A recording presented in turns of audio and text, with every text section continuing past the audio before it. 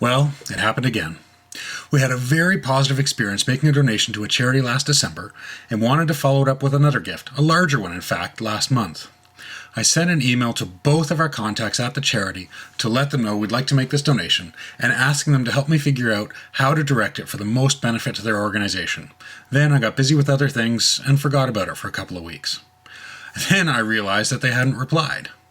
I was going to send a follow-up email, but decided it would be better to just give them a call. I dug through old emails to find the correct number, couldn't find it. Went on the website, couldn't find either of my contacts listed anywhere.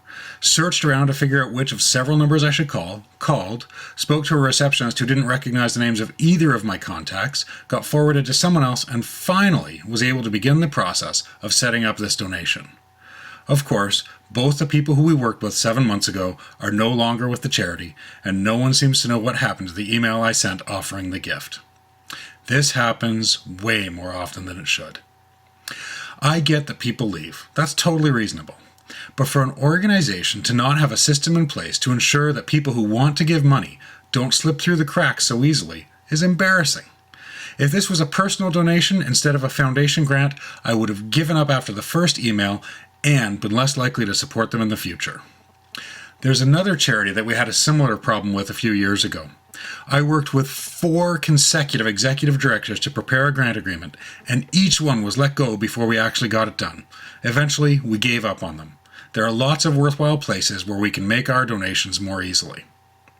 This is not an issue of staff leaving. It's an issue of not doing the transitions well in terms of the critical work of managing donors.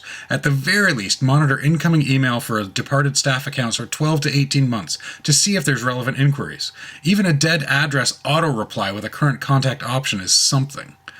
I'm glad to work on getting this gift to a charity that does good work, and I have the time and motivation to do the extra work to get it done, but I bet most donors don't.